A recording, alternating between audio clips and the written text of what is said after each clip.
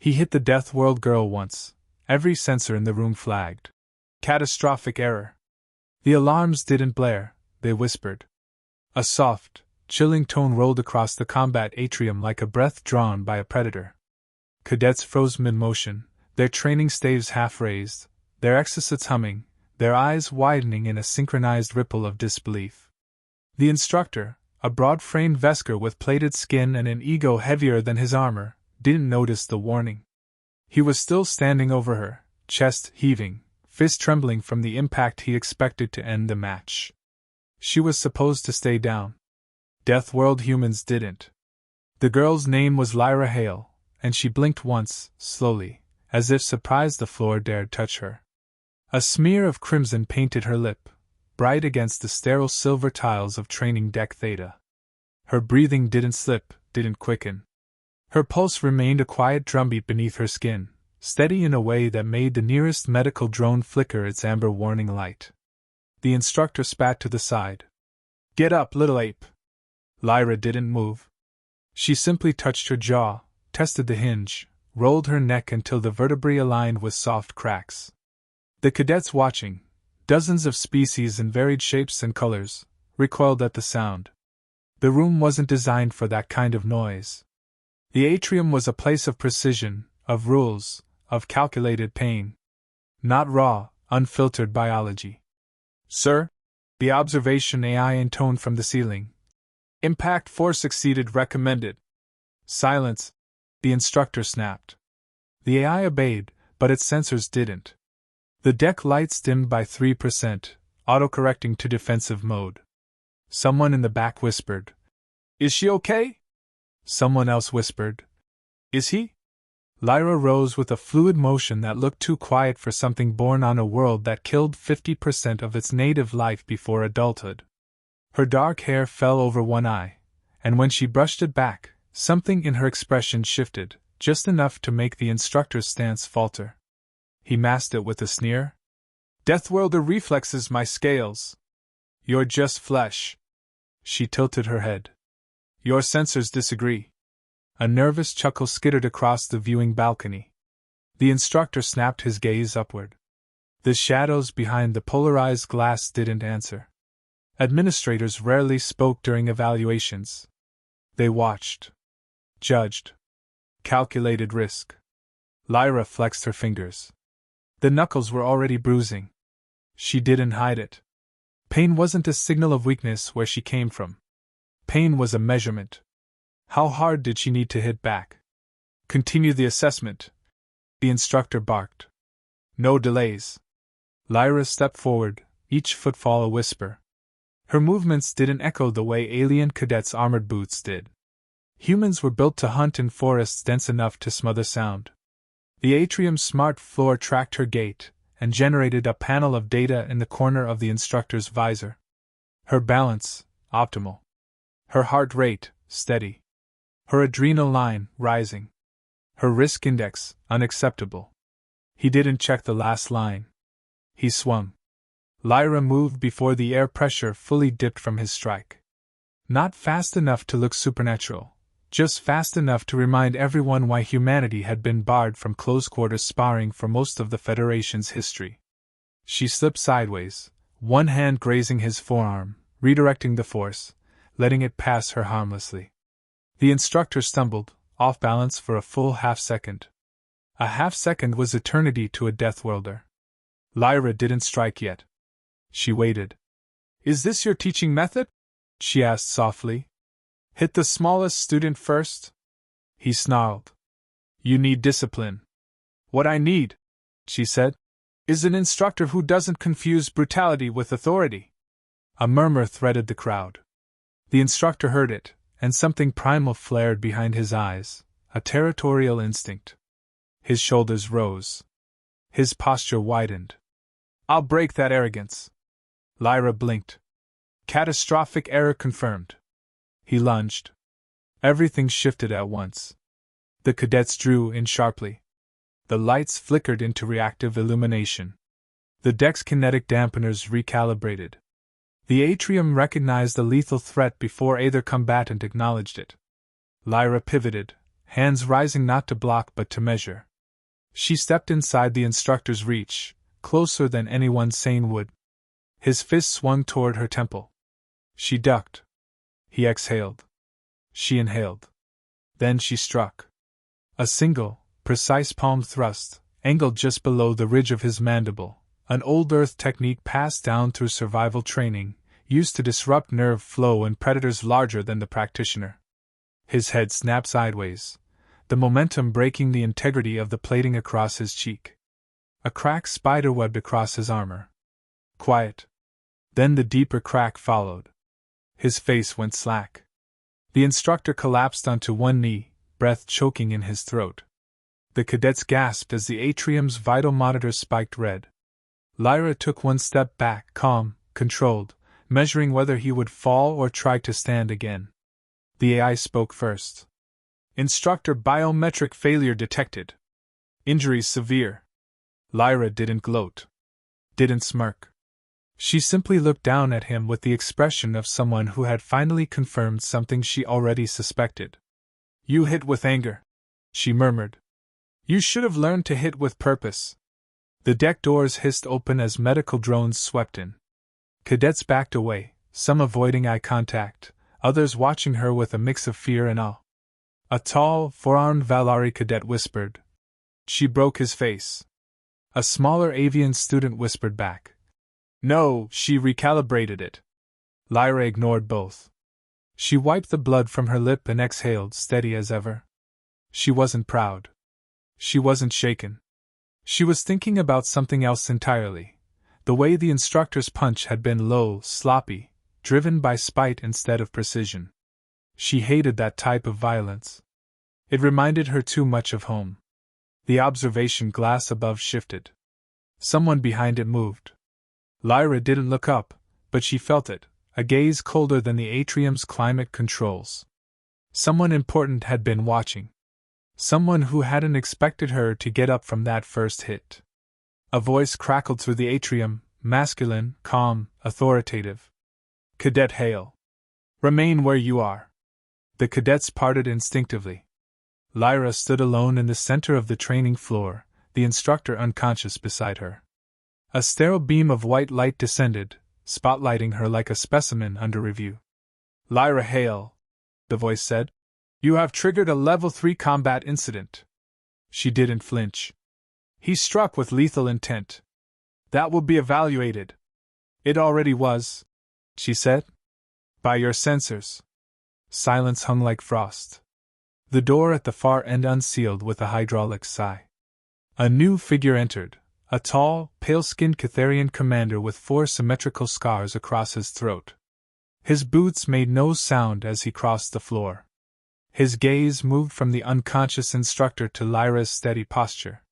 You didn't retaliate in anger, he said. No. You waited. Yes. He studied her a moment longer. Follow me. Lyra glanced once at the cadets. They looked back with expressions that ranged from respect to terror to open calculation. Deathworlders didn't live in the Federation without earning enemies and admirers in equal measure. She stepped forward. The door closed behind her. The hallway beyond was colder. Darker. Quieter. Lyra walked in silence beside the commander until they reached a chamber she hadn't seen before, a circular room lit by strands of blue luminglass, pulsing like veins. A single chair rested in the center. Sit, the commander said. She did. He circled her once. You know what happens next. Lyra exhaled. Review. Judgment. Threat assessment. The commander didn't deny it. Instead, he activated a projection. The moment of impact replayed in slow motion, the instructor's fists connecting, Lyra's eyes sharpening, her body rising with controlled fury. The commander paused the image. Tell me, he said softly, why didn't you break more than his face? Lyra looked at the frozen image. Her answer was quiet, almost mournful. Because he didn't deserve to die. He only deserved to understand. The commander nodded once. Then understand this. He tapped the console. A new file appeared. Her name. Her homeworld. Her classification, high-risk survivor.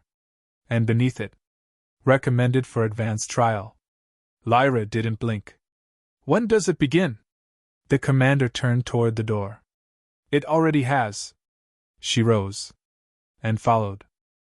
The corridor beyond the chamber was narrower, lined with armored panels that absorbed sound instead of echoing it.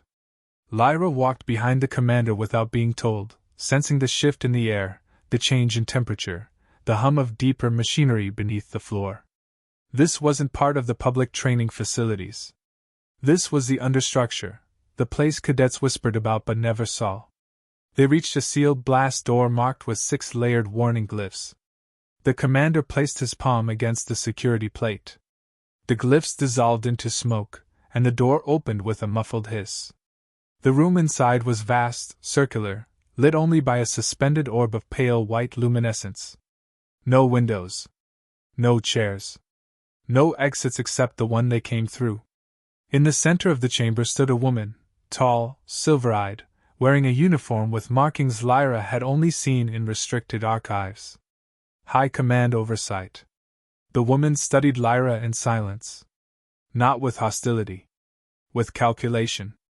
You broke an instructor's face in front of 42 cadets, she said. Her voice was cool, composed. That alone is problematic. Lyra kept her posture straight. He struck first. I know, the woman replied. The footage has been analyzed.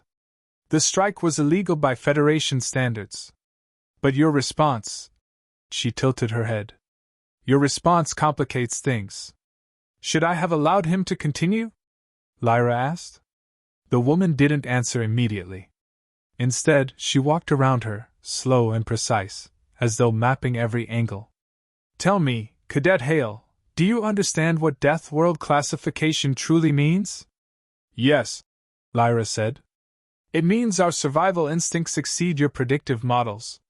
It means, the woman countered, your biology violates the very concept of controlled training. She stopped in front of Lyra and leaned in slightly. You don't escalate like other species. You don't panic. You don't miscalculate. When cornered, you don't lash out, you become precise. Her eyes narrowed. That terrifies them. Lyra remained still. Should it? A faint smile touched the woman's lips. It should. She stepped back.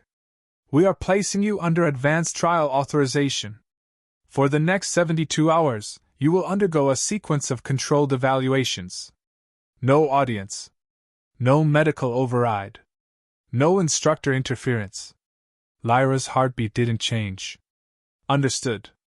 Commander Relis will supervise. The man beside her bowed slightly but didn't speak. The woman continued. If you pass, you will be cleared for elite tactical candidacy. If you fail... She didn't finish the sentence. She didn't need to. Lyra nodded once. When does the first trial begin? The woman snapped her fingers. The floor beneath Lyra shifted. Without warning, the circular chamber plunged into darkness, complete, suffocating darkness. The orb above dimmed until only a faint halo remained, barely outlining her silhouette. Lyra's instinct wasn't to tense. It was to breathe. A metallic scrape sliced through the air behind her. Trial 1 had begun. Her eyes adjusted instantly, not to sight but to motion, to vibrations in the floor, to micro-changes in airflow. Something moved behind her, fast. Multi-limbed. Heavy but controlled. She lowered her stance, weight centered, and waited. A blur lunged from the shadows. Lyra shifted, letting the creature's momentum skim past her shoulder. It wasn't an animal. Its movements were too clean. A synthetic combat drone, one of the models banned in outer colonies for excessive force. Its 4-bladed limbs screeched as they carved through the space she had occupied a moment earlier. She pivoted, grabbed its rear limb, and redirected its weight downward. The drone slammed into the floor, metal cracking against metal. But it didn't stay down. It retracted its limbs and sprang again. The orb above brightened a fraction. Enough to reveal its form. Its blade arced toward her neck. Lyra ducked low, swept her leg beneath its body, and struck upward into its core joint. Sparks burst. The drone spasmed. She didn't wait. She drove her elbow into its central processor node. The chassis crumpled inward, collapsing like softened steel. The orb brightened fully. Trial 1 complete. Commander Relis's voice echoed overhead. Your efficiency is notable. Lyra brushed dust from her sleeve. What's next? The lights shifted, revealing a second door she hadn't noticed before. It slid open soundlessly. She stepped through. The next chamber was colder, lined with glass columns filled with shimmering vapor. Her footsteps echoed now, amplified by the hollow acoustics. A figure stood at the far end. Not a drone. Not a hologram. A person. Tall, sharp-featured, wearing the midnight blue insignia of a Federation duelist. His arms folded across his chest, expression unreadable. Lyra stopped 3 meters away. He inclined his head. I am Cale Morix. I volunteered for Trial 2. Lyra studied him. Why? Because, he said, stepping forward, you embarrassed a senior instructor, destabilized training cohesion, and caused half the academy to question their own worth. If you can do all that in one morning, he smiled faintly, I want to see what you do in a real fight. Lyra didn't mirror the expression. Then begin. His smile widened. Gladly. He moved first, not with aggression but with grace. His footwork was fluid, almost artistic, a contrast to the brutal precision of the Vesker instructor. His strikes were meant to test, not dominate. Lyra countered each with minimal motion, reading him like a shifting tide. You're holding back, Cale murmured. So are you. He laughed softly. Fair. His next strike was faster, a rotating heel aimed at her temple. Lyra deflected it with her forearm, grabbed his wrist, and twisted. He rolled with the motion, landing behind her, sweeping at her ankle. She jumped. He rose. They met in the center. Strike. Counter. Pivot. Flow. It wasn't a brawl. It wasn't a test of dominance. It was a conversation written in movement. But Lyra noticed something. His rhythm wavered, not from fatigue, but intention. He was measuring her. Probing for something deeper. He lunged suddenly, hands aiming for her throat, not to harm, but to break pattern. Lyra responded with instinct sharpened by years of survival. She stepped in, too close for his reach to matter, seized his collar, and drove her knee into his sternum. The air crashed from his lungs. He hit the floor but raised a hand before the next strike. Enough, he gasped. Trial 2 concluded. Lyra lowered her stance but didn't offer a hand. He pushed himself up with a grimace. You're different. She didn't answer. The next door opened. Trial 3 waited. A long hallway stretched ahead, fog swirling at ankle height. At the far end stood the silhouette of a third figure, larger, slower, radiating an authority that didn't need motion to be felt. Commander Relis. Lyra approached. He didn't turn. This is the final measure, he said softly. Not of strength. Not of instinct. Of truth. He finally faced her. Why did you come here? Lyra's heartbeat shifted for the first time since entering the trials. She lowered her gaze. Because Earth taught me how to survive, she said. But I came here to learn how to stop surviving and start choosing. Relis studied her. Then nodded. Then choose now. He stepped aside. A final doorway opened, bright, white, waiting. Lyra walked through it. The chamber beyond was empty except for a single terminal. On it, one line glowed. Elite candidacy, approved. Status, under observation.